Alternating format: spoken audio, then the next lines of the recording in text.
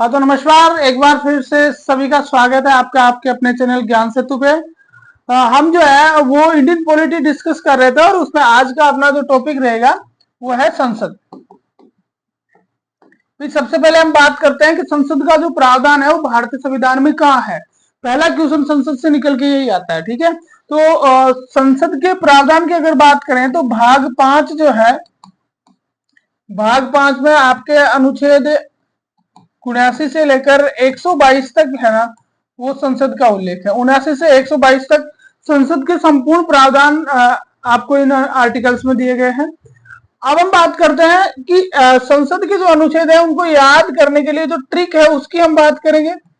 तो ट्रिक के लिए आज हम ऐसा करेंगे कि आज अपन 79 से लेकर 100 तक के अनुच्छेद पढ़ेंगे। कहां तक पढ़ेंगे? 79 से लेकर 100 तक के अनुच्छेद पढ़ेंगे और इन 100 तक के अनुच्छेदों की हम ट्रिक जो है वो एक बार याद करते हैं, ठीक है। सबसे पहले देखो क्या करना है, आपको एक नाम लिखना है सरला। एक तो सरला है, एक है आपकी जया, ठीक है। सरला और जया ये दोनों क्या करती है, ये शाम के समय संसद में बैठती है।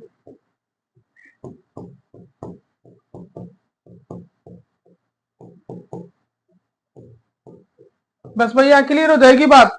इतनी सी चीज याद रखते हैं आपको काफी कुछ अनुच्छेद याद हो जाएंगे। याद रखना एक बार फिर से, ट्रिक क्या है अपनी, सरला जया शाम को संसद में बैठती है। सरला जया शाम को संसद में बैठती है, ट्रिक याद रह जाएगी। अब देखते हैं इसका मतलब क्या है। भाई यहाँ तो ये तो अड़ंगा ही लगा दिया एक तरह से हमने, मतलब क्या है। तो देखो हमने बात करी 79 से लेकर 100 तक की, तो 79 से स्टार्ट होगा। सबसे पहले आपका है सरला। तो अनुच्छेद 79 में क्या लिखा है? अनुच्छेद 79 में लिखा है संसद की संरचना या संसद का गठन, ठीक है। ये 79 में आ गया। फिर आता है रे से आ गया राज्यसभा। राज्यसभा की संरचना, रे से क्या आएगा? राज्यसभा की संरचना। फिर जस्ट आगे क्या आ गया? ले से क्या आ गया? अपनी अगली चीज क्या होगी? लोकसभा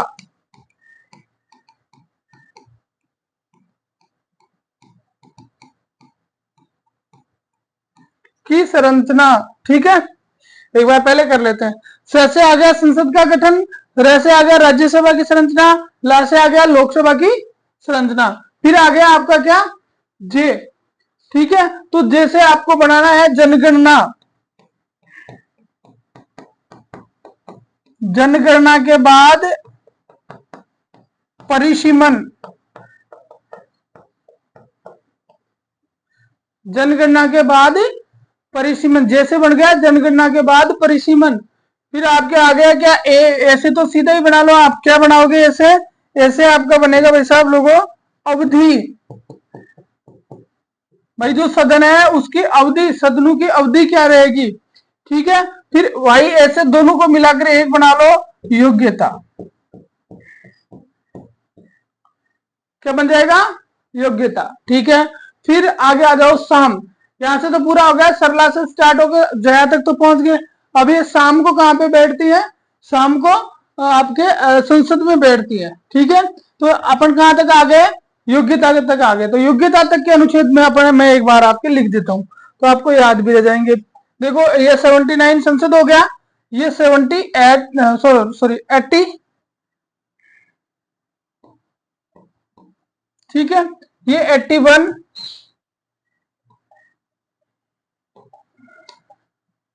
ये 81 हो गया, ये 82 हो गया, ये 83 हो गया और ये 84 हो गया, ठीक है। 84 तक आपका क्लियर हो गया कि 84 तक कौन कौन से अनुच्छेद आएंगे, ठीक है।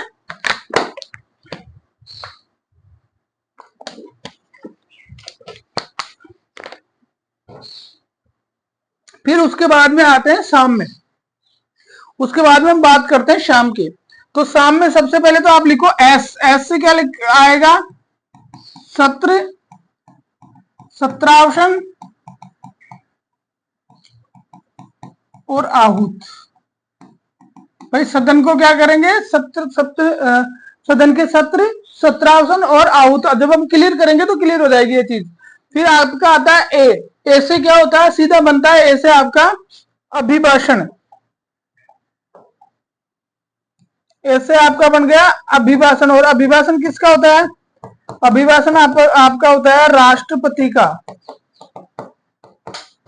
राष्ट्रपति का अभिभाषण किसका होता है, राष्ट्रपति का। लेकिन जब वो उससे भी एक कदम आगे जाते हैं तो वो हो जाता है विशेष अभिभाषण।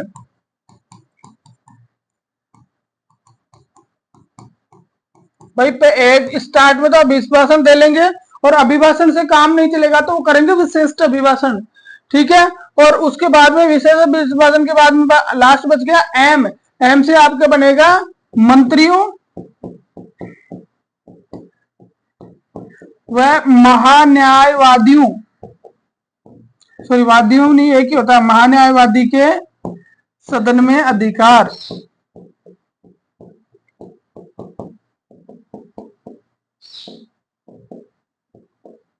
मंत्रियों और महान्यायवादी के सदन में अधिकार। अब इसके भी अनुच्छेद में लिख लेता हूं ताकि अपने सही रहेगा लिखने पर। अब देखो ये 85 था, फिर उसके बाद में ये था 86, विशेष अभिभाषण था 87, मंत्रियों के अधिकार थे 88। अब एक बार जो है इस एक लाइन से आपने 79 से लेकर 88 तक यानी 9 अनुच्छेद एक साथ याद कर लिए। लाइन सिर्फ इतनी सी थी, जया सरला और जया शाम को कहां बैठती है, संसद में बैठती है, सरला और जया शाम को संसद में बैठती है। तो एक बार हम शॉर्टली इसको रिपीट करते हैं फास्ट ताकि आपको याद हो जाए। सबसे पहले सरला में एस यानी 79 अनुच्छेद में क्या है, संसद का गठन। उसके बाद में रे से राज्यसभा की संरचना 80 में है, 81 में है लोकसभा की संरचना ले। फिर जैसे आ गया जनगणना के बाद परिसीमन, वो आपका हो गया 82 में। फिर आ गया 83 में अवधि, फिर आ गया वाई ऐसे योग्यता यानी 84, तो 84 में हो गया योग्यता क्या चाहिए, सदन का सदस्य बनने के लिए योग्यता क्या चाहिए। फिर आपका आ गया शाम, शाम में एस से बन गया सदन के सत्र सत्राउत करना और सत्रावसन करना, ठीक है, ये 85 में हो गया। 86 में अनुच्छेद में क्या है, 86 अनुच्छेद में है राष्ट्रपति का अभिभाषण, 87 में है विशेष अभिभाषण और 88 में है कि सदन के अंदर मंत्रियों और महान्यायवादियों के अधिकार। तो इस तरह से इस ट्रिक के माध्यम से आप जो है वो इजीली ये 9-10 अनुच्छेद याद रख सकते हो। याद रखना है सरला और जया शाम को क्या करती है, संसद में बैठती है, ठीक है। अब उसके बाद में आगे वाले अनुच्छेदों को देखते हैं। देखो हमने यहां तक कितने किए, 88, तो 89 से क्या है वो देखते हैं।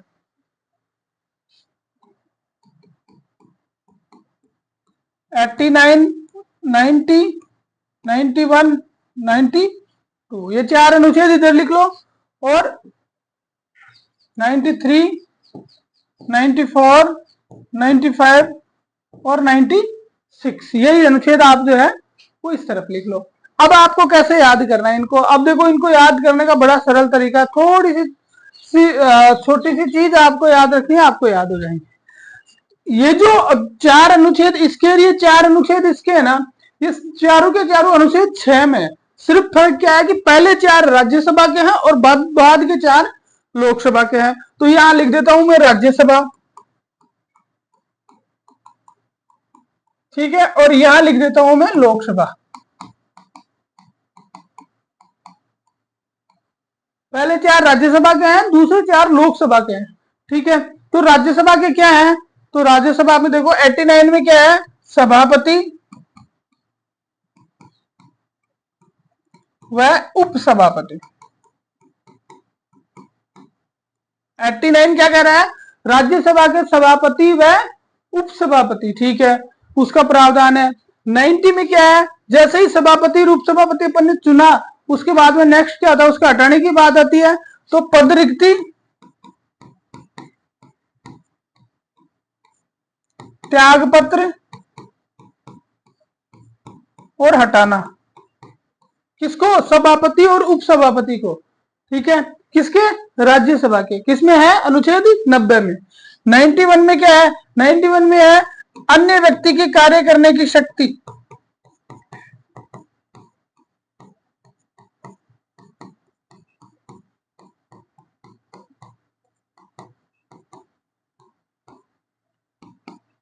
अन्य व्यक्ति के कार्य करने की शक्ति मतलब कि जब सभापति और उपसभापति जो है वो पीठासीन नहीं होते हैं या वो पद खाली है, अनुपस्थित है, तो ऐसी स्थिति में कौन काम करेगा, ये 91 में लिखा हुआ है।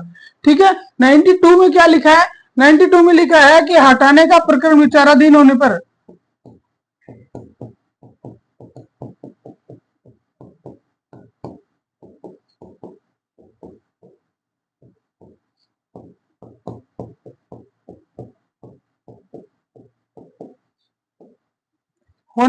पीठासीन नहीं होंगे।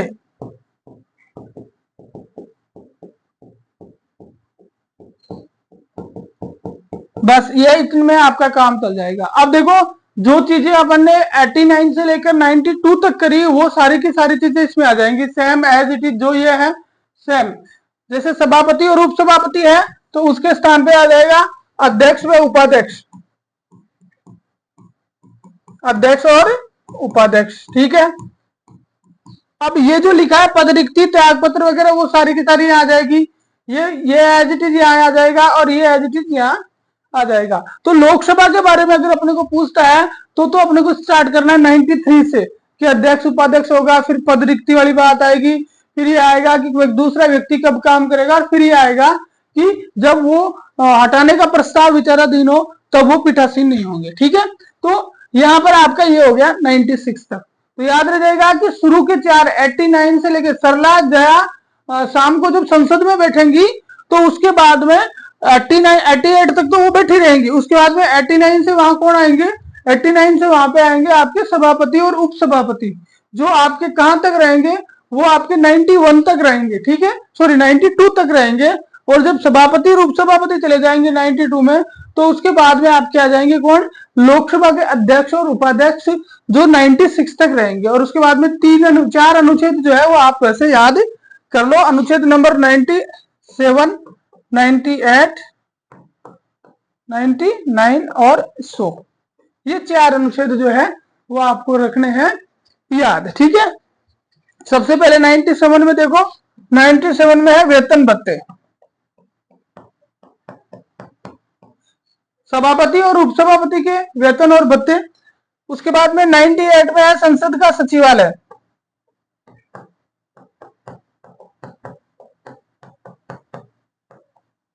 ठीक है। उसके बाद में आपके 99 में क्या आएगा, 99 में आपके आएगा सदस्यों की शपथ, इनकी शपथ की बात कर रहे हैं। और 100 में आएगा मतदान रिक्ति की स्थिति में कार्रवाई।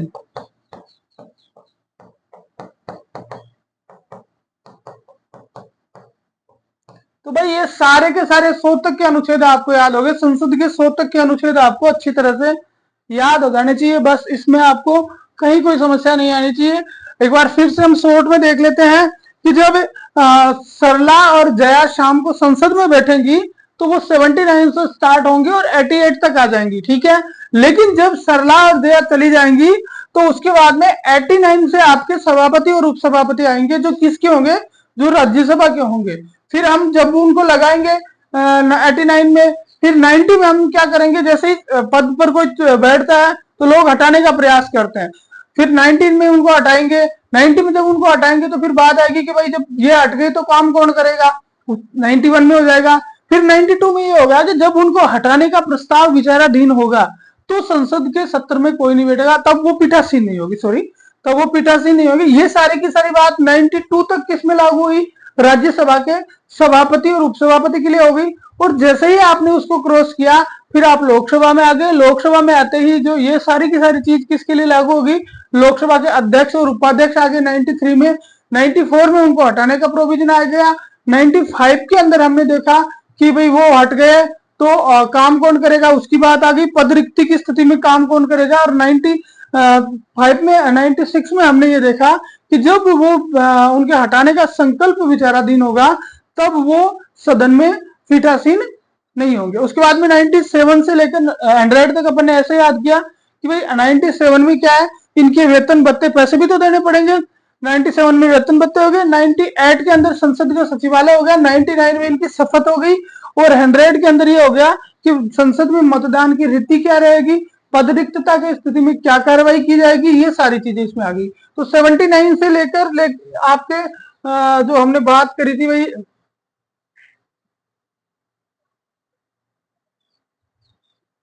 79 से लेकर जो हमने बात करी थी कि हम पढ़ेंगे कहां तक कि 100 तक आज के अनुच्छेद, आज की इस क्लास में वो सारे के सारे अनुच्छेद आपको याद हो गए होंगे। अब हम बात करते हैं नेक्स्ट की।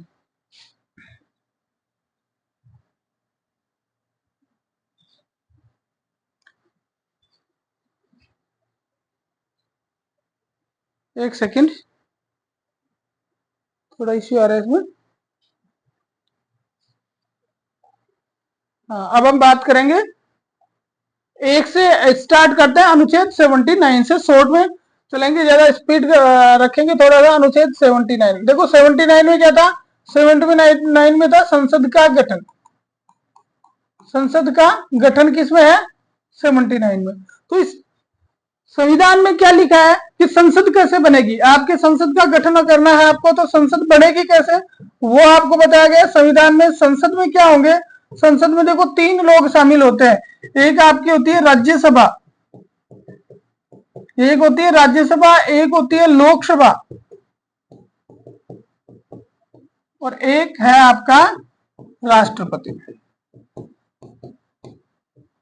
भाई आपको प्रश्न पूछा जाता है संसद के घटक बताइए, संसद के अंग बताइए या संसद के घटक बताइए। तो संसद के घटक जो होते हैं वो कितने होते हैं, 3 होते हैं, राज्यसभा, लोकसभा और आपका राष्ट्रपति। राष्ट्रपति में आपको ध्यान रखना है कि संसद का सदस्य नहीं होता।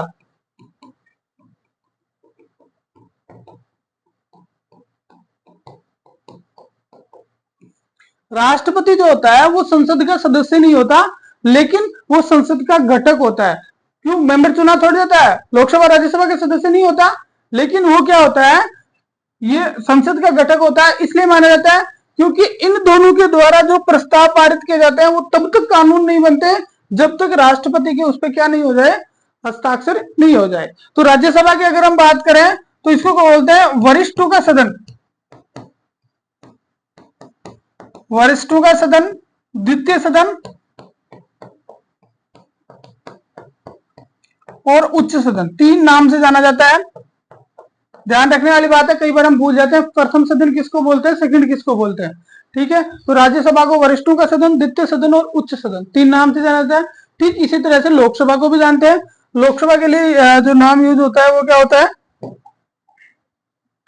प्रथम सदन,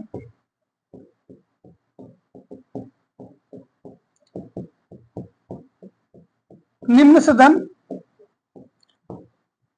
और लोकप्रिय सदन। बस ये संसद में अनुच्छेद 79 में यही चीज लिखी, यही चीज याद रख लो कि 3 पार्ट हो गए, लोकसभा, राज्यसभा, राष्ट्रपति, तीनों को मिलाकर संसद बनती है। संसद का अभिन्न अंग माना जाता है राष्ट्रपति को, वो इसलिए क्योंकि जो भी कानून इन दोनों के द्वारा पास किए जाते हैं वो तब तक कानून नहीं बनते, वो विधेयक तब तक कानून नहीं बनते जब तक कि राष्ट्रपति जो है उन पे हस्ताक्षर नहीं करता। ठीक है, तो 79 क्लियर। अब चलते हैं हम 80 में, अनुच्छेद 80। अनुच्छेद 80 जो है उसके अंदर आपके मैंने स्टार्ट में बताया था, सबसे पहले राज्यसभा आती है। तो राज्यसभा की संरचना,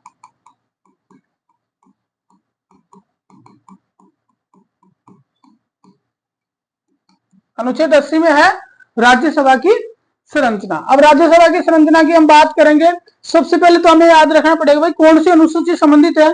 तो अनुसूची 4 याद रखो भाई,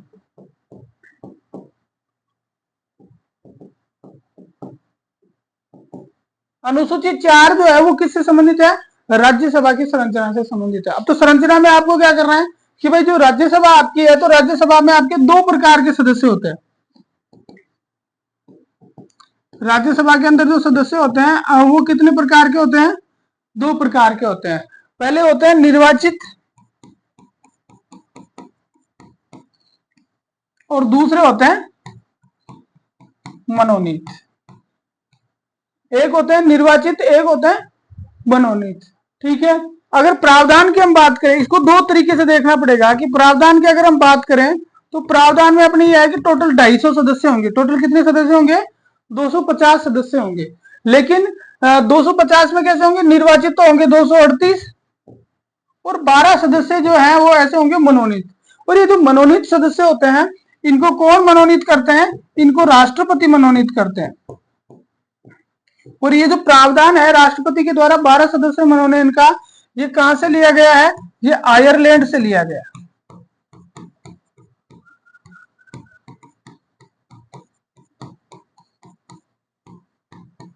भाई एक एक चीज क्लियर करते थोड़ा समय लगता है, कोई बात नहीं, लेकिन चीज तो कम से कम क्लियर हो जाए ना। तो 79 में क्या था, संसद का गठन। 80 में है राज्यसभा की संरचना। राज्यसभा में 2 प्रकार के मेंबर्स होते हैं, एक निर्वाचित होते हैं और एक मनोनीत होते हैं। प्रावधान कितने का, टोटल 250 मेंबर्स का है। 250 में से 238 लोगों को तो निर्वाचन किया जाता है, और 12 लोग जो है वो क्या होते हैं, 12 लोगों का मनोनयन किया जाता है। ठीक है, ये तो प्रावधान है। अब वर्तमान स्थिति की बात करेंगे, हम ये भी देखेंगे कि वर्तमान में क्या है। तो अगर वर्तमान में हम बात करें तो वर्तमान में 245 सदस्य हैं। कितने मेंबर हैं, 245। अब ये 245 हैं, इसमें से 233 तो हो गए निर्वाचित और आपके 12 हो गए मनोनीत। तो टोटल हो गए कितने, 245। अब इस 245 का भी आप डिवाइडेशन कर सकते हो। 245 को भी आप डिवाइड ऐसे कर सकते हो कि ये जो 233 सदस्य हैं, 12 तो मनोनीत हो गए, ये जो 233 सदस्य हैं, इन 233 सदस्य कुछ तो राज्य से आते हैं और कुछ आते हैं किससे, यूटी से, संघ शासित प्रदेशों से आते हैं। ठीक है, तो राज्य की अगर हम बात करें तो राज्य से अपने 225 सदस्य होते हैं। 225 सदस्यों का चयन राज्य से होता है, और जो यूटी जो है उनसे होता है 8 का। कितने का होता है, 8 का। टोटल 3 जो संघ शासित प्रदेश हैं, दिल्ली, पांडिचेरी और आपका जम्मू एंड कश्मीर। ठीक है, 3 दिल्ली के हैं, 1 पांडिचेरी का है और 4 जम्मू एंड कश्मीर के हैं। कुल मिलाकर 8 सीटें जो है वो यूटीज को दी गई है, और 225 सीटें जो है वो राज्यों को दी गई है। ठीक है, तो ये तो राज्यसभा का जो सीटों का जो बंटवारा है उसको हमने देख लिया कि सीटें इस टाइप की होती है। अब हम चलते चलते एक चीज और देख लेते हैं, और वो क्या है, निर्वाचन।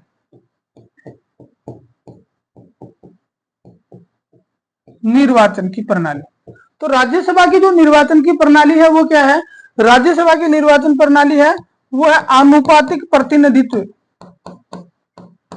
जो राष्ट्रपति वाली प्रक्रिया है, आनुपातिक प्रतिनिधित्व की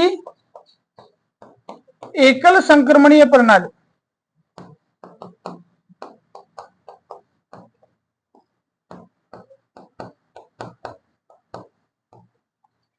कौन सी सिस्टम लागू होता है, सिंगल ट्रांसफरेबल वोट सिस्टम जो है उसके द्वारा चुनाव करवाए जाते हैं। मतदाता कौन होते हैं, मतदान कौन करता है,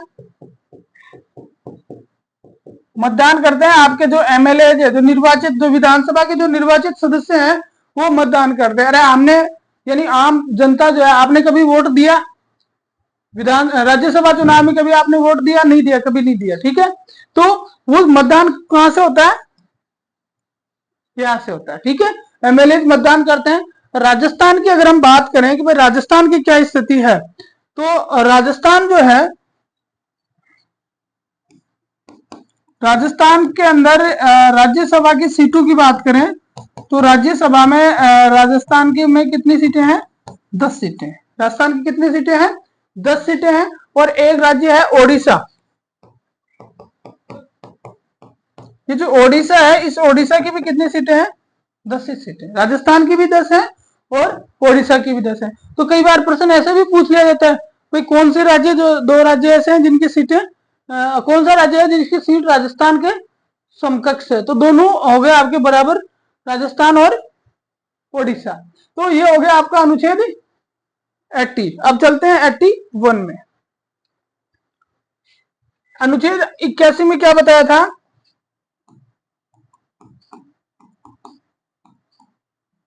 देखो अनुच्छेद 79 में संसद थी, 80 में राज्यसभा की संरचना थी, 81 में थी लोकसभा की संरचना।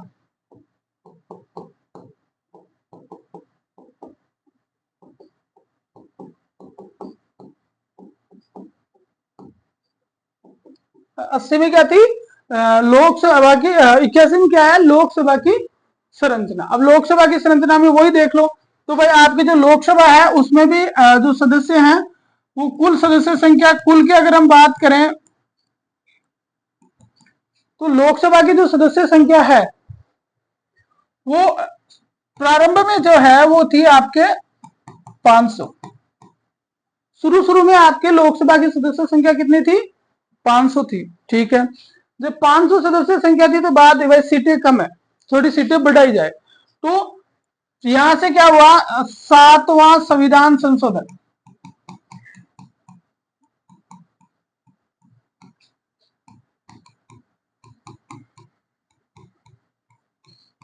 उन्नीस आपको पता है सबसे चर्चित था कि भाग 7 को निरस्त किया गया था, राज्यों का जो वर्गीकरण था उसको समाप्त किया गया था, कई चीजें हुई थी। तो यहाँ अपन बात करते हैं संविधान लोकसभा की। तो ये जो 7वां संविधान संशोधन था, इस 7वें संविधान संशोधन के द्वारा इन 500 सीटों को बढ़ाया गया और कर दिया गया 525 कि भाई 25 सीट और बढ़ा दो, कई फर्क पड़ा, 25 सीट हम वरे 25 एमएलए 100 है था कोई देन पर। ठीक है, फिर उसके बाद में क्या हुआ? उसके बाद में फिर बात चली कि नहीं भाई और बढ़ाओ और बढ़ाओ। तो फिर आपके आया 31वां संविधान संशोधन 1973। ठीक है, इसमें इन्होंने जो है ये सीटें बढ़ा के फिर बढ़ाई और बढ़ा के कर दी 545। तो वर्तमान में जो सीटें हैं वो कितनी है? 545 है। वर्तमान में जो सीटें हैं लोकसभा में उनकी संख्या कितनी है? 545। अब यहां से आपको ये दोनों अनुच्छेद याद रखने पड़ेंगे, सॉरी दोनों संविधान संशोधन याद रखने पड़ेंगे कि कौन कौन से संविधान संशोधन जो है जिसमें लोकसभा की सीटों में वृद्धि की गई। पहला 7वां था जिसमें 25 बढ़ाई गई और दूसरा जो था वो उसमें 545 की गई, 20 और बढ़ाई गई, 31वां। ठीक है, अब ये तो हो गया। 545 को भी अलग अलग भागों में बांटते हैं। कुछ सीटें जो है वो राज्यों के लिए है, तो ये निर्वाचन वाली सीटों की बात कर रहे हैं, और कुछ सीटें जो हैं वो किससे हैं? वो है यूटी से। ठीक है, अब इसमें क्या है कि ये जो 545 सीटें हैं उसमें 543 सीटों पे हम निर्वाचन करते हैं। 543 सीटों पे हम क्या करते हैं? निर्वाचन करते हैं। और 2 सीटों पे हम क्या करते हैं? मनोनयन करते हैं।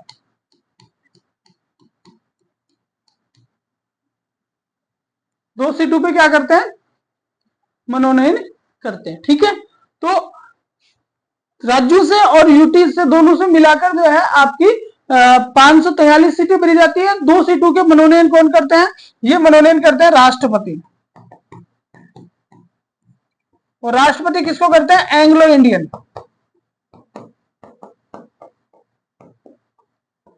एंग्लो इंडियन समुदाय जो है उनके लिए राष्ट्रपति मनोनयन करते हैं। वैसे अधिकतम सीटों की अगर हम बात करें तो 500 है प्लस 2, अधिकतम कितनी हो सकती है? 552 हो सकती है। कितनी हो सकती है? 552 हो सकती है। ठीक है, तो आपको ये ध्यान रखना है कि ये 2 मनोनयन करते हैं, अधिकतम 552 हो सकती है, और राष्ट्रपति के द्वारा एंग्लो इंडियन समुदाय के 2 लोगों का मनोनयन किया जाता है अगर स्थितियां ऐसी बन जाती हैं कि उनका बहुमत जो है वहां पे नहीं है। ठीक है, एक बार थोड़ा सा मिस्टेक हो रही है।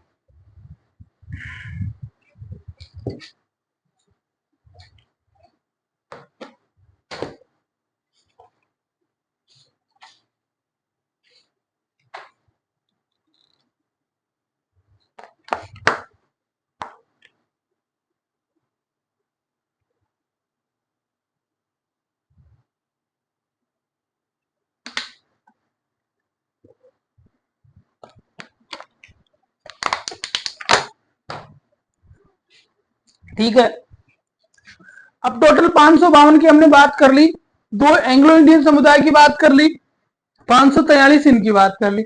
अब अगला प्रश्न आपको यह भी पूछा जा सकता है कि भाई राज्यों से कितने होते हैं और यूटी से कितने होते हैं? तो यूटी से आप रखो याद 19 होते हैं। कितने होते हैं? 19 सीटें यूटी में है, और राज्यों में जो है वो होगी आपकी 524 सीटें। राज्यों से कितनी होगी? 524 सीटें। अब आपको यहां से एक छोटी सी चीज ध्यान रखनी है,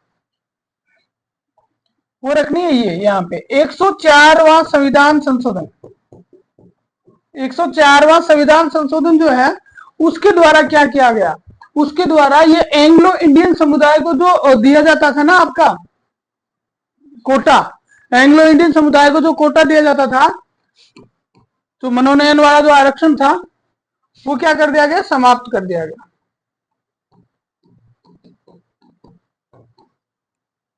एंग्लो इंडियन समुदाय का जो आरक्षण था उस आरक्षण को समाप्त कर दिया। ठीक है, कौन सा संविधान संशोधन, 104वां संविधान संशोधन के द्वारा ये समाप्त किया गया।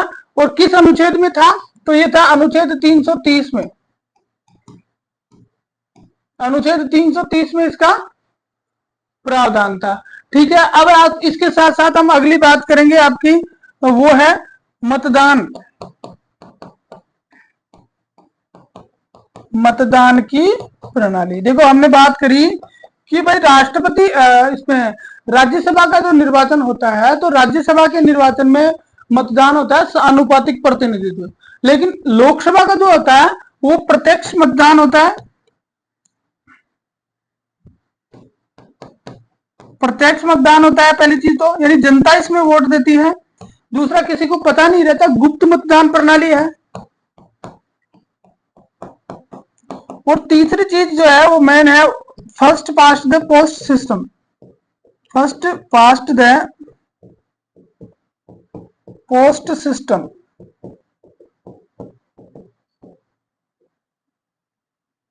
First past the post system. ठीक है, ये प्रणाली इसमें यूज की जाती है, ये आपको याद रखना है। राज्यसभा में तो कौन सी प्रणाली यूज की जाती है, सिंगल ट्रांसफरेबल वोट सिस्टम, और इसमें होती है first past the post system. अब first past the post system में क्या होता है कि इस प्रणाली के अंदर जो पूरा क्षेत्र होता है उसको बहुत सारे चुनाव क्षेत्रों में बांट दिया जाता है, और वहां से प्रत्येक चुनाव क्षेत्र से जो है वो एक बंदा निर्वाचित होकर आता है। और ऐसी स्थिति में ये जरूरी नहीं कि वो जो व्यक्ति जो निर्वाचित होकर आ रहा है उसको कोटा मिल रहा हो, यानी 50% प्लस एक वोट मिल रहा हो, ये उसको आवश्यकता नहीं। जो अधिकतम मत प्राप्त करता है उसको जो है वो विजेता घोषित कर दिया जाता है। तो याद रखना है दोनों प्रणालियों का, कि राज्यसभा में तो आती है सिंगल ट्रांसफरेबल वोटिंग सिस्टम, यानी आपकी आनुपातिक प्रतिनिधित्व की एकल संक्रमणीय मत प्रणाली, और लोकसभा में आती है first past the post system, first past the post system. ठीक है, थोड़ा सा स्पीड इसलिए चल रहे हैं कि ये टॉपिक थोड़ा सा बड़ा है, लंबा हो जाएगा इसलिए।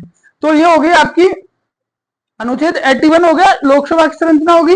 अब चलते हैं 82 में। अनुच्छेद 82 में देखो क्या है, 82 में हमने क्या पढ़ा था, 82 में हमने पढ़ा था जनगणना के बाद पुनर्सीमांकन।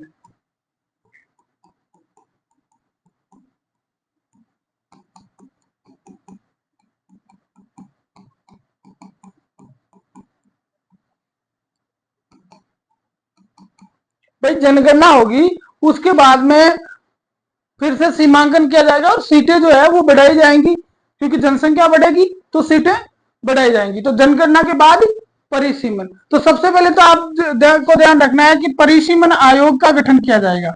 किसका, परिसीमन आयोग। और ये जो परिसीमन आयोग होगा इसका गठन कौन करेंगे, राष्ट्रपति करेंगे। परिसीमन आयोग का गठन कौन करेंगे, राष्ट्रपति करेंगे प्रत्येक जनगणना के बाद में। और ये जो आयोग गठित होगा इसका जो अध्यक्ष होगा या तो राष्ट्रपति खुद हो सकते हैं, या मुख्य चुनाव आयुक्त भारत का,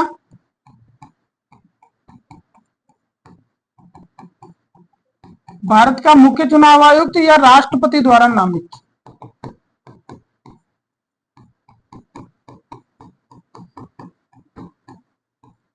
देखो तीन लोग इसके जो अध्यक्ष हो सकते हैं, या तो राष्ट्रपति खुद हो जाए। पहली चीज तो हमें ध्यान रखना है कि परिसीमन आयोग का गठन कौन करेगा, ये सीमांकन करेगा चुनाव क्षेत्रों का। ठीक है, तो इसका गठन कौन करेगा, राष्ट्रपति करेंगे। और राष्ट्रपति खुद अध्यक्ष हो सकते हैं इसके, एक मिनट थोड़ा सा ब्लर हो रहा, हाँ हो गया सही। ठीक है, या तो राष्ट्रपति खुद अध्यक्ष होंगे, या फिर मुख्य चुनाव आयुक्त भारत के इलेक्शन कमिश्नर ऑफ इंडिया जो है वो हो सकते हैं, या फिर राष्ट्रपति के द्वारा नॉमिनेटेड पर्सन जो है वो इसका अध्यक्ष हो सकता है। ठीक है, अब तक जो गठित किए गए वो अगर हम देखें तो 1952 में किया गया, 1962 में किया गया, 1972 में किया गया और 2002 में किया गया। अब तक जो है वो 4 परिसीमन आयोग का गठन किया गया, 4 परिसीमन आयोग का गठन किया गया है। 84वां संविधान संशोधन जो था, 84वां कॉन्स्टिट्यूशन अमेंडमेंट के द्वारा ये कह दिया गया कि भाई 2026 तक जो है वो सीटें बढ़ेंगी नहीं।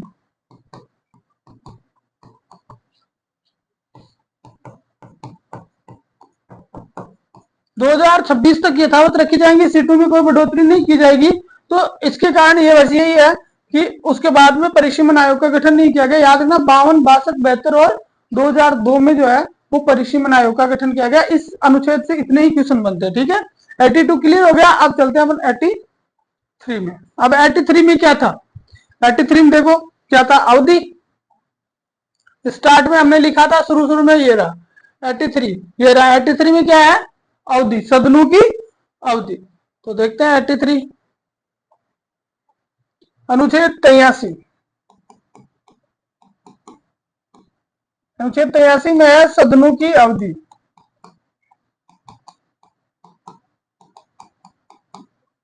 दोनों सदनों की अवधि की बात यहां पे हो रही है।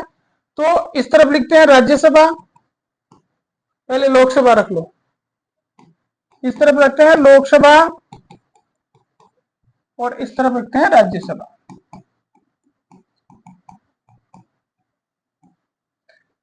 ठीक है, दोनों को हम साथ लेके चलेंगे। लोकसभा की बात करें तो इसको बोलते हैं अस्थायी सदन,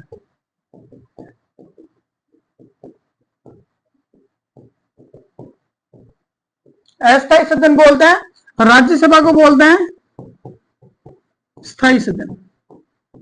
तो क्या कारण है, क्योंकि इसका जो कार्यकाल है, इसका कार्यकाल है वो है आपका 5 साल। 5 वर्ष बाद में लोकसभा समाप्त हो जाती है स्वतः ही, ठीक है। या राष्ट्रपति जो है वो पहले भी इसको भंग कर सकते हैं, विघटन लोकसभा का कर सकते हैं। लेकिन राज्यसभा जो है वो कभी भंग नहीं होती है, राज्यसभा जो है वो कभी भंग नहीं होती है। ये एक स्थायी सदन है, इसका कार्यकाल जो है वो कभी समाप्त नहीं होता। हाँ, प्रश्न आपको पूछेगा तो ये पूछेगा सदस्यों का कार्यकाल। तो लोकसभा के अंदर जो सदस्य हैं उनका कार्यकाल तो होता है कितने वर्ष का, 5 वर्ष का। लोकसभा के सदस्यों का कार्यकाल तो होता है 5 वर्ष का, और राज्यसभा के जो सदस्य हैं उनका कार्यकाल होता है 6 वर्ष का। अब एक तरफ तो अपन कह रहे हैं कि साहब कभी भंगी नहीं होती, स्थायी सदन है, ठीक है। तो आपको ध्यान रखना है प्रत्येक 2 वर्ष बाद 1/3 सदस्य जो हैं रिटायर हो जाते हैं।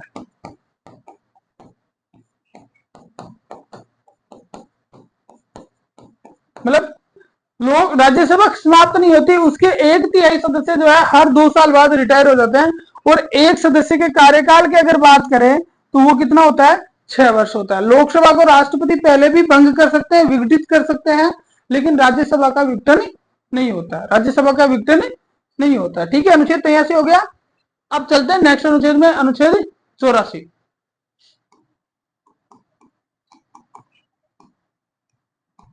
अनुच्छेद 84 में क्या है,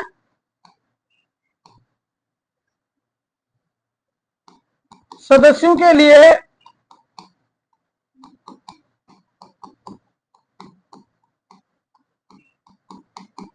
योग्यता। तो योग्यता तो देखो वो कॉमन है, सबसे मेन चीज तो आपको उम्र ही याद रखनी है, ठीक है। योग्यता क्या है, पहली योग्यता तो यह है कि वो भारत का नागरिक होना चाहिए।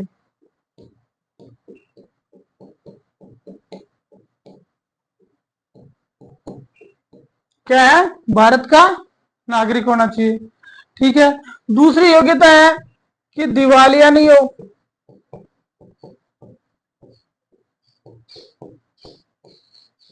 तीसरी है कि पागल नहीं हो, जिसको बोलते हैं विक्षिप्त, ठीक है। चौथी है आयु। आयु में आपको ध्यान रखना, मेन चीज आयु में पूछते हैं। आयु में यहाँ पे 2 चीजें आएंगी, एक आएगा लोकसभा के लिए और दूसरा आएगा आपका राज्यसभा के लिए। किसी व्यक्ति को लोकसभा का सदस्य बनना है तो उसके लिए न्यूनतम आयु का प्रावधान है 25 वर्ष। कितना वर्ष है? 25 वर्ष। और अगर राज्यसभा का बनना है तो उसके लिए उम्र का प्रावधान है 30 वर्ष। उसके लिए कितना होनी चाहिए? 30 वर्ष। तो याद रखने वाली चीज है, भारत का नागरिक हो, दिवालिया नहीं हो, पागल या विक्षिप्त नहीं होना चाहिए। लोकसभा के सदस्य बनने के लिए उसकी उम्र 25 साल होनी चाहिए। वही राज्यसभा का सदस्य बनने के लिए उसकी जो उम्र है वो कितनी वर्ष होनी चाहिए? 30 वर्ष होनी चाहिए। ठीक है, क्लियर हो गया। इसके साथ साथ ये है, एक चीज और लिख लो, 2 वर्ष से अधिक कारावास नहीं हुआ हो।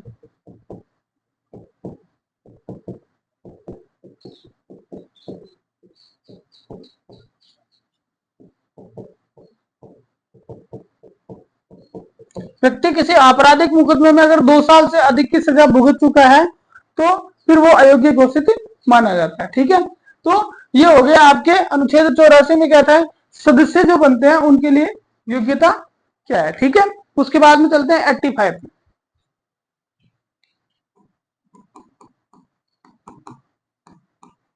अनुच्छेद 85 है सत्र, सत्रावसान और विघटन।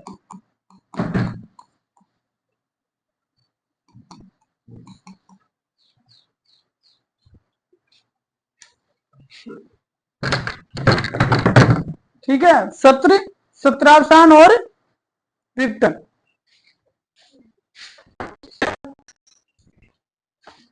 देखो क्या है,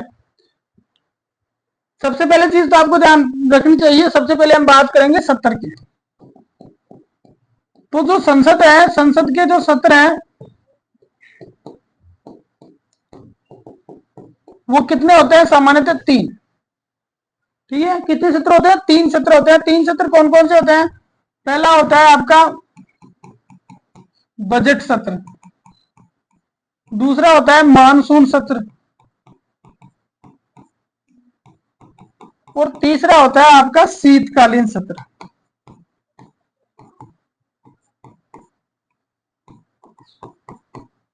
तीन सत्र जो है वो संसद के होते हैं। पहला बजट सत्र होता है, दूसरा मानसून सत्र होता है, और तीसरा होता है शीतकालीन सत्र। अब यहाँ एक प्रश्न ही निकलता है कि भाई जो संसद के सत्र होते हैं वो अधिकतम कितने हो सकते हैं? तो अधिकतम तो हो सकते हैं 3, और न्यूनतम कितने हो सकते हैं? तो न्यूनतम हो सकते हैं आपके 2। संसद के अधिकतम सत्र तो हो सकते हैं कितने? 3, और न्यूनतम सत्र हो सकते हैं कितने? 2। ठीक है, ये चीज ध्यान रखेगी। कौन कौन से होते हैं? बजट सत्र, मानसून सत्र और शीतकालीन सत्र। 2 सत्र जो होते हैं, ये जो सत्र होते हैं इनके 2 के बीच 6 माह से अधिक का समय नहीं होना चाहिए।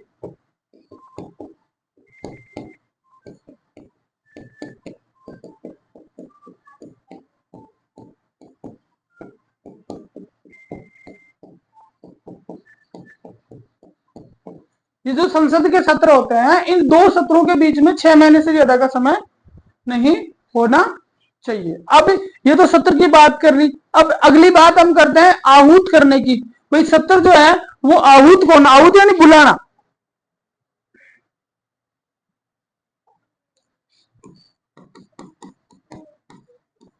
सत्र जो है आहूत कौन करता है?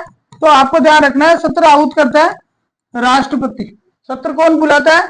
राष्ट्रपति बुलाता है। ठीक है, दूसरी चीज आपको यहाँ पे एक चीज ये भी ध्यान रखनी है कि भाई सत्र जब आहूत करता है राष्ट्रपति, तो राष्ट्रपति ऐसे नहीं करता, डायरेक्ट खुद की मर्जी से नहीं करता। विशेष आपातकालीन परिस्थितियां अगर हैं तो अलग बात है, बाकी सामान्य रूप से देखें तो मंत्रिपरिषद की सलाह पर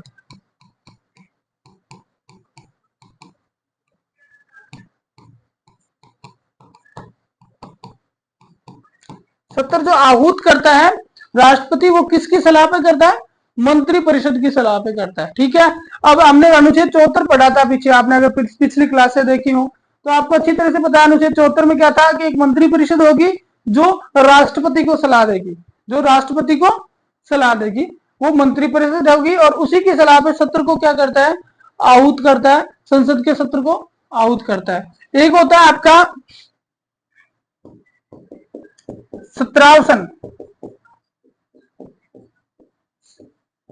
अवसान का मतलब होता है समाप्त होना, तो सत्रावसान भी कौन करता है? ये भी आपको याद रखना है, राष्ट्रपति करता है। ये भी प्रक्रिया सेम है, मंत्रिपरिषद की सलाह पे करता है। सत्र आहूत भी राष्ट्रपति करता है, सत्रावसान भी राष्ट्रपति करता है, लेकिन एक अलग चीज निकल के आती है जो आपको विशेष तौर से ध्यान रखनी है, स्थगन।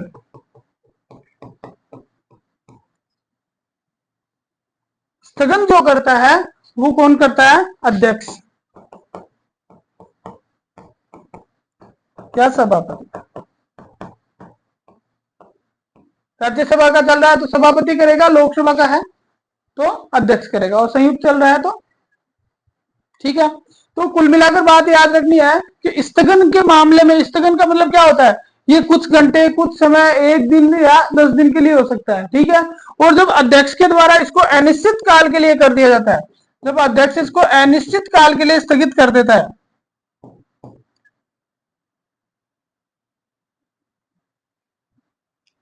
मिट गया, एक मिनट।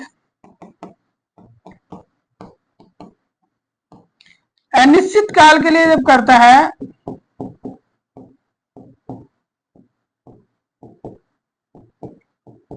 जब अध्यक्ष अनिश्चित काल के लिए स्थगन करता है तो उसको बोलते हैं साइन डाई।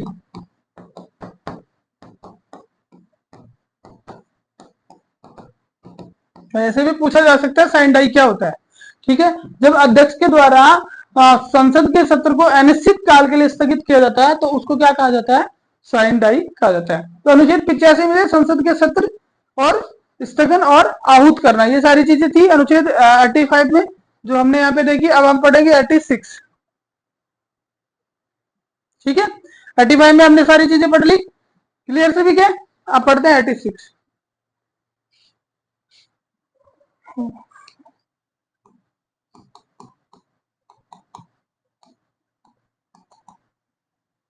हाँ भाई, अनुच्छेद 86 क्या कह रहा है? अनुच्छेद 86 में था राष्ट्रपति का अभिभाषण।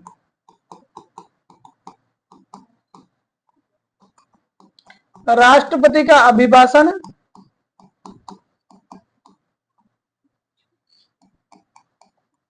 एवं संदेश भेजने का अधिकार।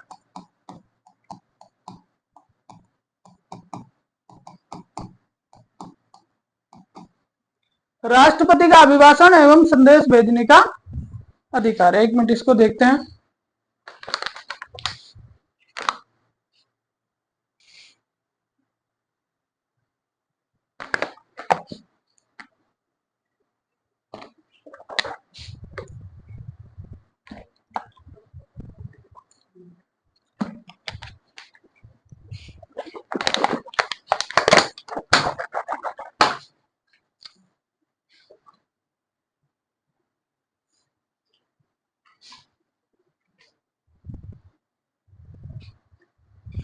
राष्ट्रपति जो है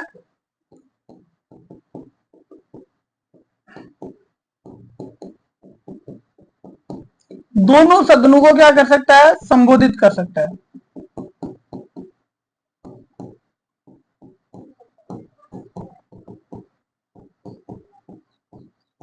राष्ट्रपति जो है वो संसद के दोनों सदनों को संबोधित कर सकता है, इसके साथ साथ वो संदेश भेज सकता है, संदेश भी भेज सकता है। कौन से मामले में संदेश भेजेगा? देखिए, कोई आवश्यक मामला है, इस आवश्यक मामले में वो क्या करेगा? किसी भी सदन को संदेश भेज देगा और जो अध्यक्ष है वो अध्यक्ष उसको पढ़ के सुनाएगा। अध्यक्ष सदन में पढ़कर सुनाएगा। बस ये याद रखना, इतना सी चीज है। मेन चीज यहाँ पे ये है कि भाई जो राष्ट्रपति जो संदेश भेजेगा ना, वो संदेश किसको भेजेगा? अध्यक्ष को भेजेगा, और अध्यक्ष का ये दायित्व है कि वो उसको सदन में पढ़ के सुनाए। अब कोई राष्ट्रीय हित, लोकहित का कोई मैटर है तो वो लिखित में संदेश भेज सकता है, ठीक है। तो हमें याद रखना अनुच्छेद 86, राष्ट्रपति का अभिभाषण व संदेश भेजने का अधिकार। जब उससे काम नहीं चलता संदेश भेजने से, तो राष्ट्रपति उससे आगे बढ़ के एक कदम और उठाता है, 87, अनुच्छेद 87।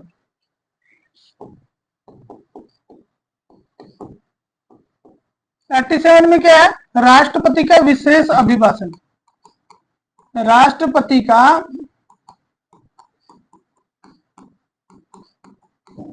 विशेष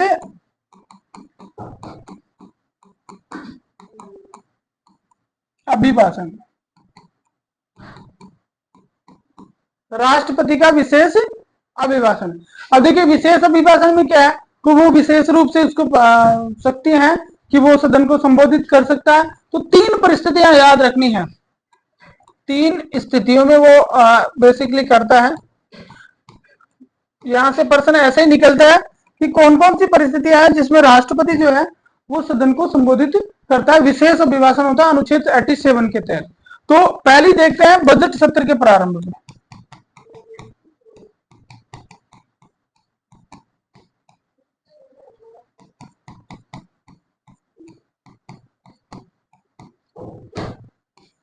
पहले देखते हैं वो कौन सी है, बजट सत्र के प्रारंभ में, ठीक है। दूसरी स्थिति क्या होती है कि जब आम चुनाव होते हैं,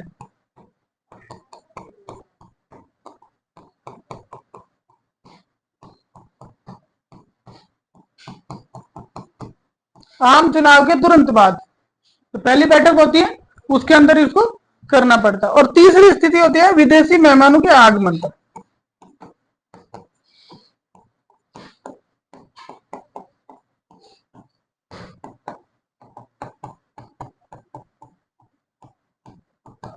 ये तीन परिस्थितियां होती है जिसके अंदर राष्ट्रपति जो होता है वो विशेष अभिभाषण देता है। ये परिस्थितियां आपको याद रखना, परिस्थितियां मोस्ट इंपॉर्टेंट है, क्योंकि इसी तरह से क्वेश्चन उठाए जाते हैं कि कौन सी परिस्थितियां हैं, कौन से वो तीन मुद्दे हैं जिन पे राष्ट्रपति जो है वो संसद को विशेष अभिभाषण के माध्यम से संबोधित करता है। तो एक आम चुनाव के पहले साल में स्टार्ट में जो पहली मीटिंग होती है उसमें, और उसका पास होना भी जरूरी होता है, ठीक है। आम चुनाव के तुरंत बाद बजट सत्र के प्रारंभ में करेगा हर साल, और विदेशी मेहमान के आगमन के ऊपर वो जो है वो करेगा, ठीक है। उसके बाद में आगे चलते हैं अनुच्छेद 88।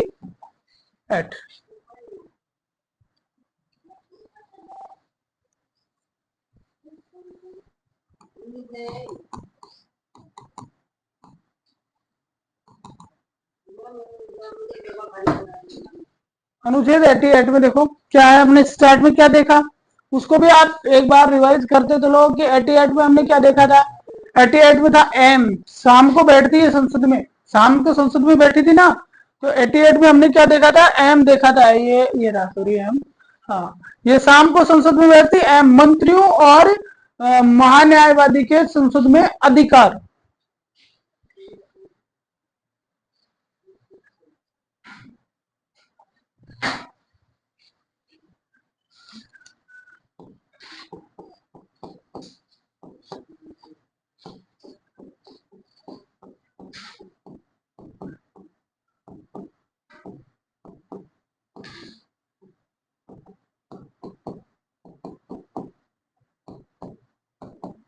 मंत्री और जो महान्यायवादी है उनके अधिकार क्या होते हैं। तो देखो अधिकार में आपको ध्यान रखना है कि ये जो लोग होते हैं वो किसी भी सदन में भाग ले सकते हैं,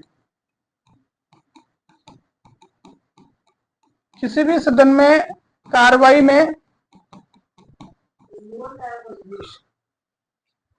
किसी भी सदन की कार्यवाही में भाग ले सकते हैं, ठीक है। पहली चीज तो ये,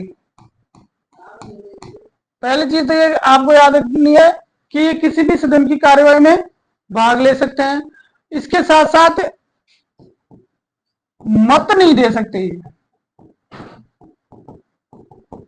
भाग तो ले सकते हैं बैठक कार्रवाई में, विचार रख सकते हैं, बोल सकते हैं, सब कुछ कर सकते हैं, लेकिन ये मत उसी में देंगे मंत्री जिस सदन के वो सदस्य हैं, जिस सदन के वो सदस्य हैं उसी में मत देंगे।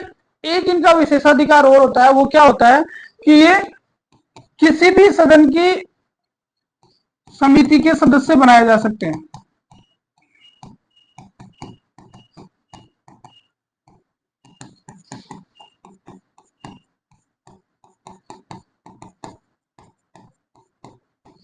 किसी भी सदन की जो समिति है, कोई भी समिति गठित हो रही है तो उसके मेंबर जो है इनको बनाया जा सकता है। नहीं तो कई बार क्या होता है कि जैसे लोकसभा के में कोई समिति है तो लोकसभा के मेंबर ही उसके सदस्य बनेंगे, लेकिन कोई मंत्री राज्यसभा से है तो वो भी उसका मेंबर बन सकता है। तो दो अधिकार मैन लिख सकते हैं कि एक वो भाग ले सकते हैं, बोल सकते हैं, ठीक है, अपना पक्ष रख सकते हैं, सारी चीजें, लेकिन जहां वोटिंग की बात आ जाएगी, मतदान की जहां बात आएगी, वो वहां पे मतदान इसमें नहीं कर सकते। पहली चीज तो ये।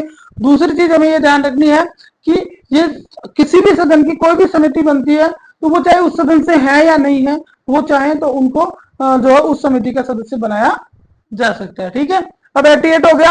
अब 88 से आगे हमने बात करी थी सीधी सभापति उपसभापति के बारे में आगे, तो 88 से स्टार्ट करके और हम चलेंगे सीधा 96 तक, 8 अनुच्छेद एक साथ। अनुच्छेद 88,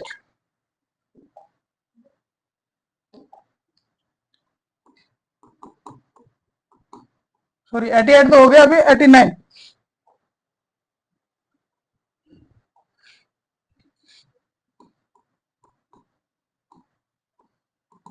एटी नाइन में क्या था?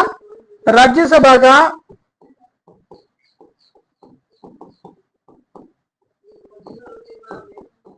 सभापति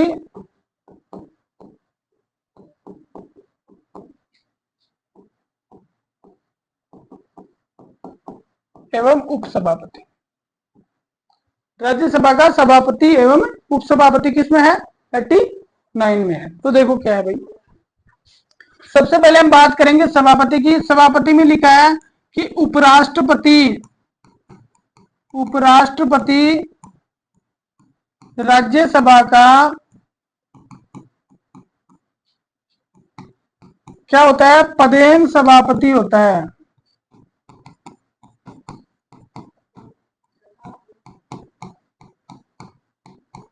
उपराष्ट्रपति राज्यसभा का क्या होता है? पदेन सभापति होता है। तो ये किसमें लिखा है? आपने पढ़ा होगा पहले, जब मैंने उपराष्ट्रपति पढ़ाया, क्लास देख सकते हैं पिछली, अभी अनुच्छेद 64 में ये चीज लिखी है और यहाँ 89 में भी लिखी है। दो अनुच्छेद एक साथ काम में आ रहे हैं, अनुच्छेद 64 और अनुच्छेद 89, दोनों में लिखा है कि राष्ट्रपति उपराष्ट्रपति जो होगा वो राज्यसभा का पदेन सभापति होगा। तो यहां से एक चीज और निकल के आ गई कि जो राज्यसभा का जो सभापति होता है वो क्या नहीं होता? वो राज्यसभा का सदस्य नहीं होता।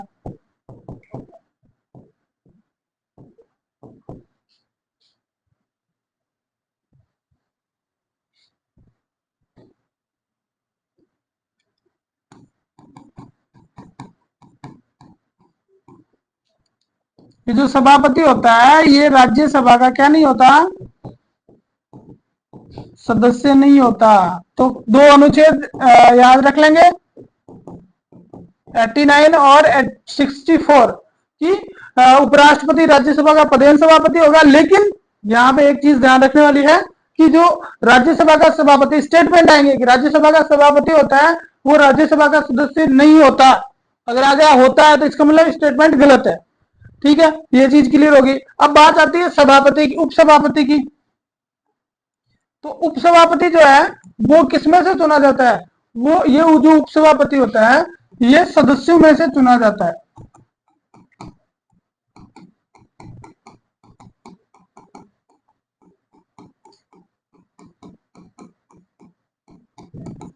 उपसभापति जो होता है वो किसमें से चुना जाता है?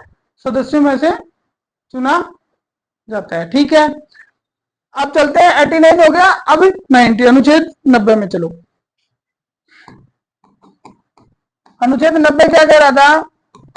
राज्यसभा के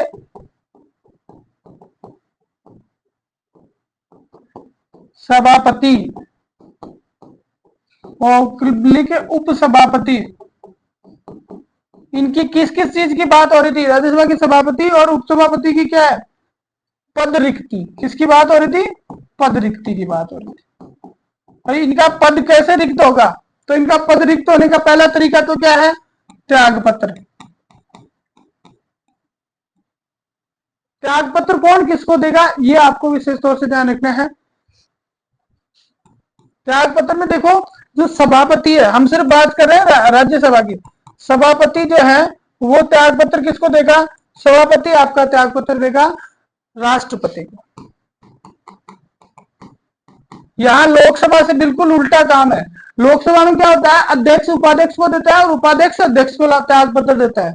लेकिन यहाँ पे क्या है, क्योंकि वो उसका मेंबर नहीं होता, इसलिए सभापति यानी उपराष्ट्रपति अपना त्याग पत्र किसको देंगे?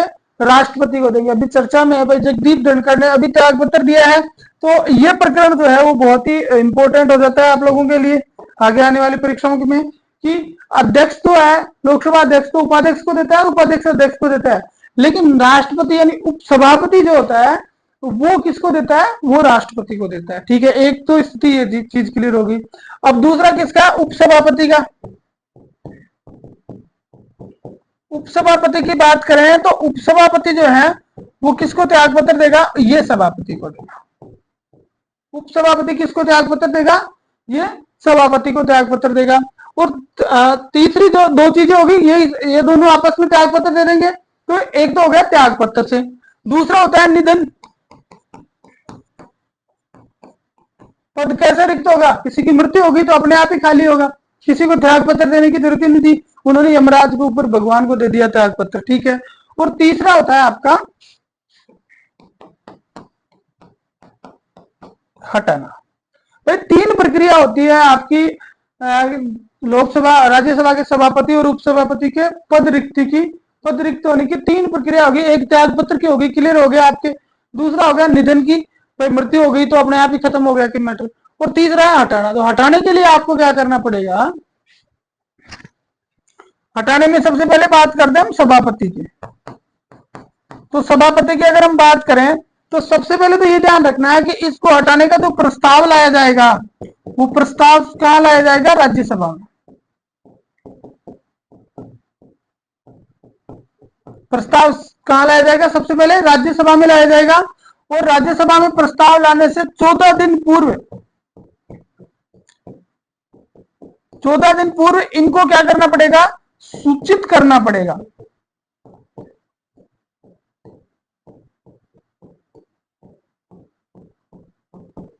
इनको क्या करना पड़ेगा? सूचित। 14 दिन पहले इनको इंफॉर्मेशन देनी पड़ेगी, भाई इस तरह का एक प्रस्ताव आपके खिलाफ लाया जा रहा है। जब इनको सूचना दे दी उसके बाद में राज्यसभा इसको जो है वो विशेष बहुमत से पारित करेगा।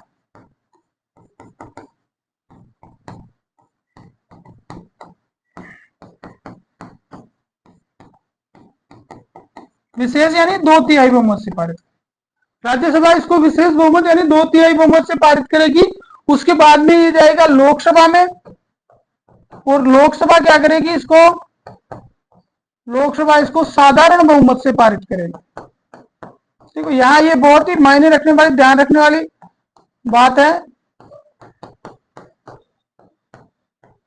कि एक तो जो है वो राज्यसभा से स्टार्ट करेंगे, राज्यसभा में विशेष बहुमत से पारित किया जाएगा, उसके बाद में लोकसभा में जब जाएगा तो वहां पर यह साधारण बहुमत से पारित किया जाएगा।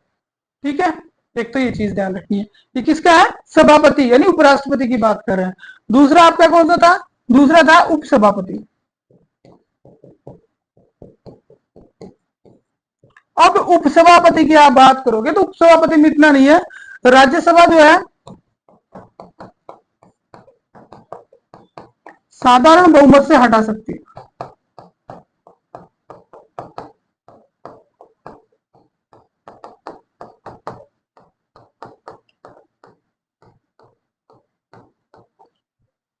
आपकी जो राज्यसभा है वो क्या करेगी? साधारण बहुमत से उसको हटा सकती है, साधारण बहुमत के द्वारा उसको हटाया जा सकता है। तो आपको देखो यहाँ पे दोनों चीजें याद रखनी है कि अनुच्छेद 90 में 3 चीजें आई, एक तो त्याग पत्र कौन किसको देगा, दूसरा निधन में इतना विशेष नहीं है, लेकिन हटाने वाली जो प्रक्रिया है उसको विशेष ध्यान रखना है कि उपराष्ट्रपति को हटाने की जो प्रक्रिया, क्योंकि सबसे करंट में यही है। अभी जगदीप धनखड़ जी ने इस्तीफा दिया है तो उससे रिलेटेड आगे पीछे कुछ भी पूछा जा सकता है। हालांकि मैंने उपराष्ट्रपति को अलग से आपको पढ़ा रखा है, वहां से आप डिटेल से भी देख सकते हो। ठीक है, 90 हो गया। अब था 91 अनुच्छेद 91। अनुच्छेद 91। अब अनुच्छेद 91 में क्या था? 91 में भी सीधा सा आपको यही था कि पद रिक्ति पर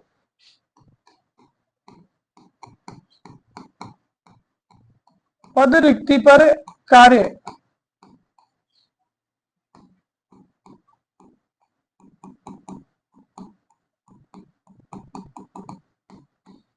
ठीक है, अपने को सीधा समझना है, संवैधानिक भाषा को छोड़ के अपन अपना उल्लू सीधा कर लें कि हमें याद हो जाए, परीक्षा में आ जाए, हम उसका जवाब दे दें। ठीक है,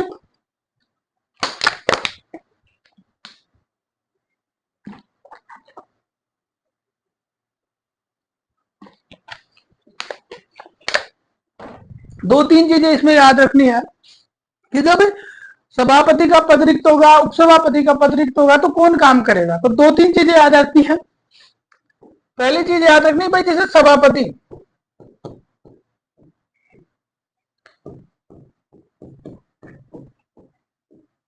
पद रिक्त है किसका, सभापति का, तो काम कौन कर लेगा,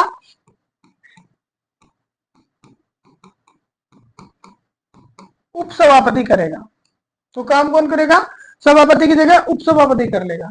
लेकिन ये भी नहीं है और ये भी नहीं है, दोनों ही रिक्त हैं। तब क्या होगा, जब दोनों ही रिक्त हैं तो राष्ट्रपति द्वारा नामित व्यक्ति,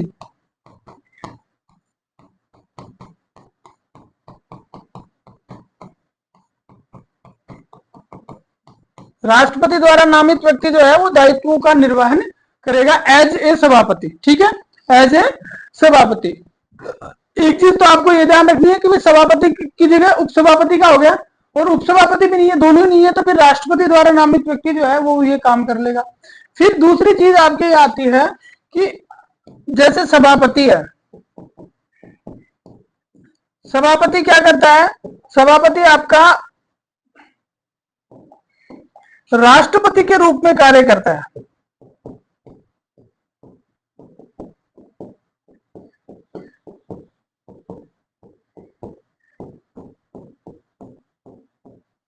देखो, विशेष तौर से ध्यान देने वाली चीज, मोस्ट इंपोर्टेंट बात यही है कि भाई जब राष्ट्रपति का पद खाली होता है तो उपराष्ट्रपति काम करता है, और जब उपराष्ट्रपति कौन है, राज्यसभा का सभापति है। तो जब उपराष्ट्रपति एज ए राष्ट्रपति काम करता है तो फिर वो राज्यसभा के सभापति के रूप में कार्य नहीं करेगा।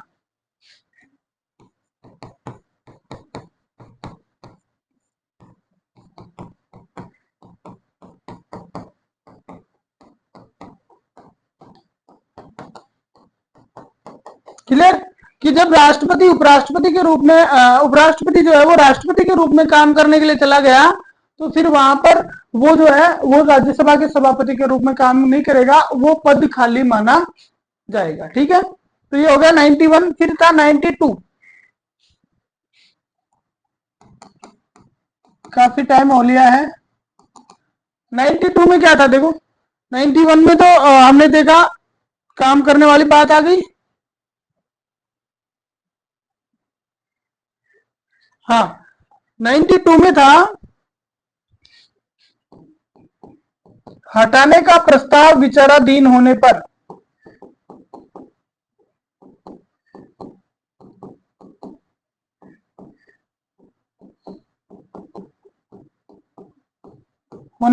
पीठासीन नहीं होंगे।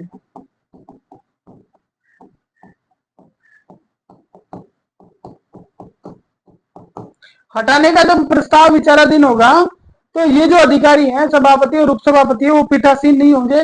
ये क्या कर सकते हैं, कार्यवाही जो है, जो कार्यवाही चल रही है उसमें भाग ले सकते हैं,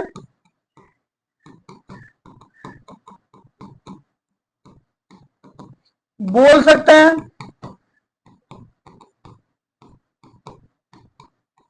लेकिन एक काम ये नहीं कर पाएंगे, कौन सा, निर्णायक मत नहीं दे पाएंगे।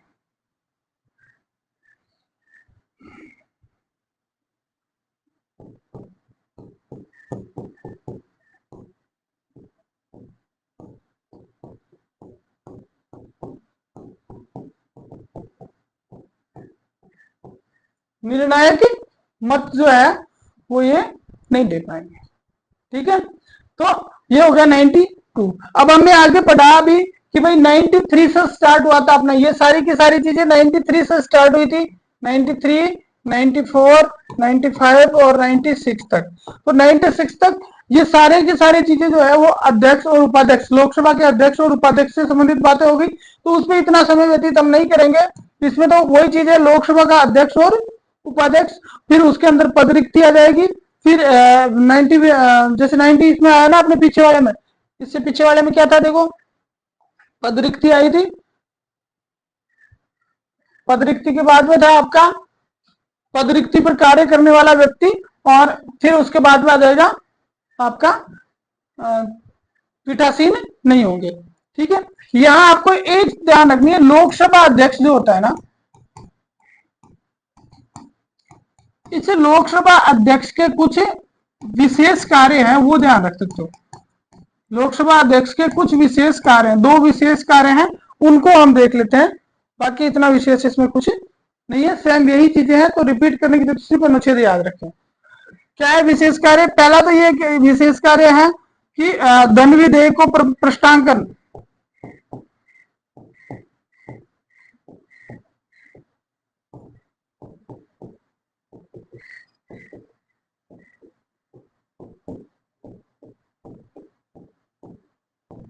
धन विधेयक का क्या करता है? प्रश्नांकन करता है कि कोई विधेयक धन विधेयक है या नहीं है, ये करने का अधिकार किसको है? लोकसभा अध्यक्ष को है। और दूसरा इसका एक विशेष है, वो क्या है? दल बदल के आधार पर,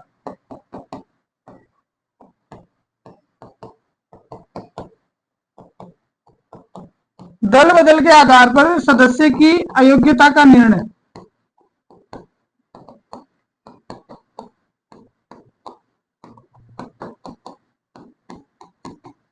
दल बदल के आधार पर 10वीं अनुसूची जो है, ठीक है, उसके अंदर ये कहा गया है कि कोई सदस्य यदि दल बदल करता है तो वो संसद की सदस्यता के लिए अयोग्य हो जाएगा। उसका निर्णय कौन करेगा?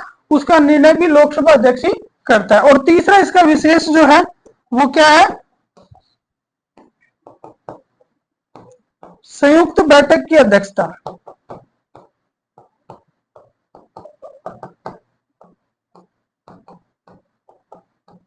अनुच्छेद 108 के तहत आप पढ़ोगे आगे, अनुच्छेद 108 के तहत जो है राज्यसभा और लोकसभा की संयुक्त बैठक होती है, और उस संयुक्त बैठक की जो अध्यक्षता है वो कौन करता है? लोकसभा अध्यक्ष करता है। कौन करता है? लोकसभा अध्यक्ष करता है। ठीक है, तो ये हो गया आपके 96 तक पूरे हो गए। अब 3 अनुच्छेद झट से पूरे करते हैं। अनुच्छेद 97, अनुच्छेद 98 और अनुच्छेद 99, 3 अनुच्छेद है। ठीक है, अनुच्छेद 97 में हमने क्या पढ़ा था? वेतन एवं भत्ते।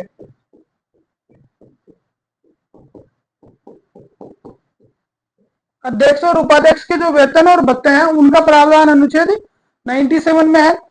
इससे संबंधित एक अनुसूची आपको मैंने पहले पढ़ाई थी, आपको याद हो तो। वेतन और भत्तों का प्रावधान किस अनुसूची में है? तो उस अनुसूची का नाम था 2। कौन सी अनुसूची में था? अनुसूची 2 में था। सभापति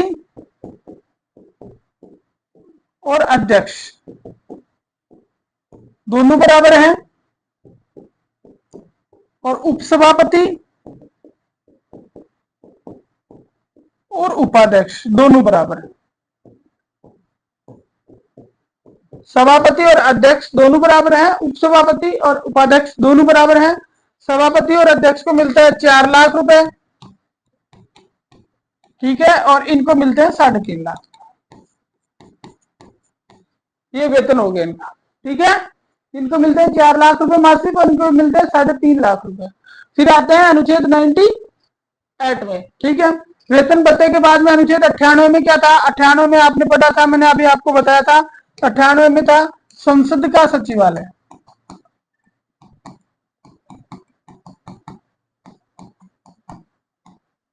तो देखिए सचिवालय जो होता है उसमें कैबिनेट सचिव जो होते हैं,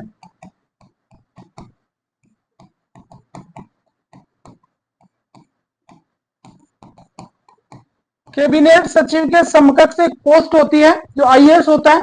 ठीक है, ये राज्यसभा महासचिव और लोकसभा महासचिव के नाम से जाने जाते हैं। एक होता है राज्यसभा का महासचिव,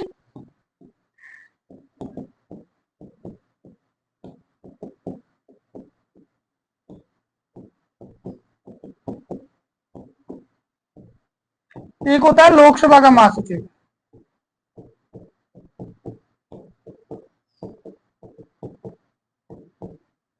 ठीक है, प्रश्न यहां से यही निकलता है 98 में क्या है? एक तो ये, और दूसरा ये निकलता है कि ये किसके समकक्ष होते हैं?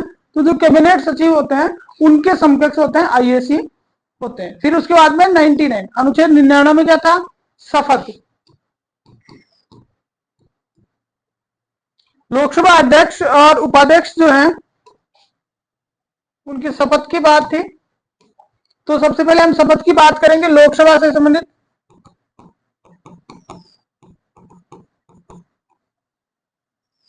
लोकसभा अध्यक्ष और उपाध्यक्ष, ठीक है। ये दोनों जो है ये शपथ नहीं लेते हैं, अध्यक्ष और उपाध्यक्ष के रूप में शपथ नहीं लेते हैं, ये जो है वो मेंबर के रूप में, संसद सदस्य के रूप में शपथ ले लेते हैं, ठीक है। फिर उसके बाद में हम बात करें इसकी सभापति की, इनको शपथ कौन दिलाता है, इनको शपथ दिलाता है आपके राष्ट्रपति, ठीक है। तो आपको मेनली तो ये अनुच्छेद याद रखना है कि 97 में क्या है, वेतन और भत्ते हैं, 98 में क्या है कि संसद का सचिवालय, और 99 में क्या है, अनुच्छेद 99 आपका कहता है शपथ से संबंधित प्रावधान जो है वो अनुच्छेद 99 में है। अब लास्ट आपके बचता है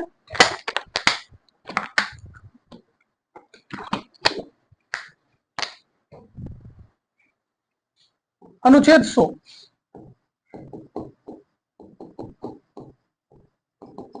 सदनों में मतदान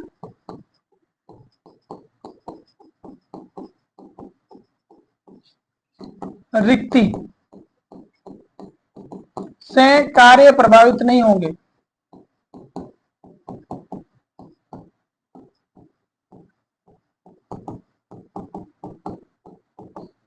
भाई मतदान और रिक्ति से काम प्रभावित नहीं होंगे का मतलब क्या है? पहली चीज तो यह है कि मतदान अलग मैटर है। सदन में जो मतदान होगा वो कौन करवाएगा? लोकसभा अध्यक्ष कराएगा, सभापति करवाएगा, ठीक है, जो भी रीति है उससे करवाएगा। और जो निर्णायक मत है,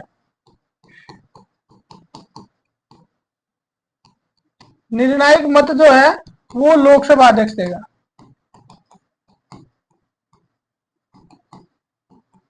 लोकसभा अध्यक्ष किसमें? लोकसभा में दे देगा, राज्यसभा में सभापति दे देगा, ठीक है। पहली चीज तो ये। और अगर मान लीजिए कि कोई पोस्ट खाली है, कोई पद रिक्त है, कोई सदस्य नहीं है, तो इसका मतलब ये नहीं होगा कि वो जो काम किए जाएंगे वो अवैध घोषित हो जाएंगे, ऐसा नहीं है। किसी रिक्ति के कारण कोई पद, कोई भी कार्य जो है वो प्रभावित नहीं होगा। कोई पोस्ट खाली है तो भी उसका प्रभाव वही रहेगा जो इसका रहने वाला है, ठीक है। तो आज के इसमें अपन जो है वो 79 से 100 तक के अनुच्छेद अपन ने कंप्लीट किए। नेक्स्ट टॉपिक में हम संसद को क्लियर करेंगे। आप सभी से एक बार फिर जाते जाते रिक्वेस्ट कि चैनल को सब्सक्राइब जरूर कर लें, लाइक करें, शेयर करें और साथियों के साथ कमेंट भी करें। Thank you very much.